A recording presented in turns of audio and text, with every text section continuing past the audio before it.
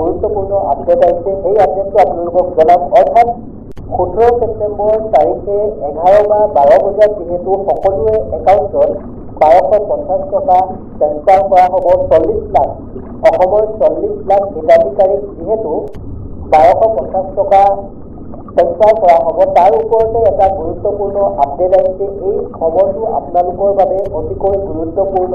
আপোনালোকে থাম্বনেইলখন চাই জানিব পাৰিছে যে সকলোৰে একাউণ্টলৈ ইতিমধ্যে অসম চৰকাৰৰ ফালৰ পৰা এটকাকৈ অৰ্থাৎ 1 ৰূপী এটা ট্ৰেন্সফাৰ কৰা হৈছে। তাৰ ওপৰত এটা গুৰুত্বপূৰ্ণ আপডেট আহিছে।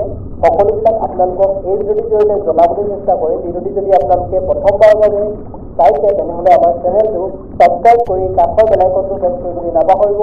আহক আজি ভিডিঅ'টি আৰম্ভ কৰোঁ। ইতিমধ্যে যিসকলে এই খামৰ টোপোলা বা মুখ্যমন্ত্ৰী ডাঙৰীয়াৰ যি চিঠিৰ টোপোলা বা কিতাপৰ টোপোলা আপোনালোকে পাইছে, বহুতেই কিন্তু পোৱা নাই। যিসকলে এই চিঠিৰ টোপোলা পাইছে তেওঁলোকৰ বাবে এটা গুৰুত্বপূৰ্ণ আপডেট। সকলোৰে একাউণ্টলৈ 1 ৰূপিজ অৰ্থাৎ এটকা এটা ট্ৰেন্সফাৰ কৰা হৈছে।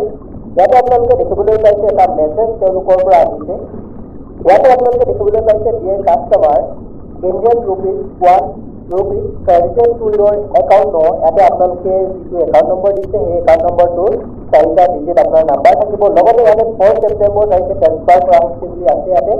চ' NEFT with UTR RBI 24325726355 by Dispur treasury Assam info এনেকুৱা ধৰণে আছে। অৰ্থাৎ এনেকুৱা ধৰণে যদি আপুনি এটা মেছেজ লাভ কৰিছে অসম চৰকাৰৰ ফালৰ পৰা অৰ্থাৎ অৰুণোদয়ৰ ফালৰ পৰা, তেনেহ'লে আপোনালোকে 17 ছেপ্টেম্বৰ তাৰিখে 1250 টকা লাভ কৰিবলৈ সক্ষম হ'ব।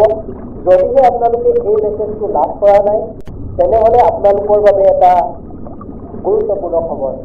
অৰ্থাৎ আপুনি যদি এই মেছেজটো লাভ কৰা নাই তেনেহ'লে এটা কাম কৰিব পাৰে। আপুনি এবাৰ বেংকলৈ যাব। আপোনালোকৰ যিখন একাউণ্ট হয় অৰ্থাৎ অৰুণোদয়ৰ লগত যিখন আপুনি বেংক একাউণ্ট দিছে সেই বেংক একাউণ্টখন অৰ্থাৎ কিবা KYC বা কিবা লক লাগি আছে নেকি এবাৰ চেক কৰি আহিব। যদি আপোনালোকে নিৰবিচ্ছিন্নভাৱে বা কণ্টিনিউৱাছলি সেই বেংকৰ একাউণ্টখন লেনদেন কৰি আছে তেনেহ'লে আপোনালোকৰ এই যিটো মেছেজ হয় মেছেজটো আহিব। কিন্তু যদিহে আপোনালোকে সেই যিখন অৰুণোদয়ৰ লগত বেংক একাউণ্টখন দিছিলে সেইখন যদি আপোনালোকে লেনদেন নকৰে কিন্তু এবাৰ বেংকত গৈ আপোনালোকে KYC বা লক লাগি আছে নেকি এবাৰ চেক কৰি আহিব। যদিহে আপোনালোকৰ লক বা KYC লাগি থাকে তেনেহ'লে আপোনালোকৰ একাউণ্টত এই যিটো 1250 টকা 17 ছেপ্টেম্বৰ তাৰিখে আপোনালোকে লাভ নকৰিব। গতিকে এবাৰ বেংকলৈ যাব। আপোনালোকে আপোনালোকৰ যিখন একাউণ্ট হয় একাউণ্টখন চেক কৰিব কিবা লক লাগি আছে নেকি। যদিহে লক লাগি থাকে আপোনালোকে সেই টকা লাভ কৰিবলৈ সক্ষম নহ'ব। তো এই যিটো মেছেজ হয় আহিব যিহেতু 40 লাখ পৰিয়াললৈ এটকাকৈ ট্ৰেন্সফাৰ কৰা হৈছে। বহু সময়ৰ প্ৰয়োজন হয় যিহেতু 40 লাখ টকা তেওঁলোকে ট্ৰেন্সফাৰ কৰিব এটকাকৈ। তো গতিকে আপোনালোকে অপেক্ষা কৰক যদিও আপোনালোকৰ এই যি এটকা ট্ৰেন্সফাৰ হোৱা নাই আপোনালোকৰ একাউণ্টত।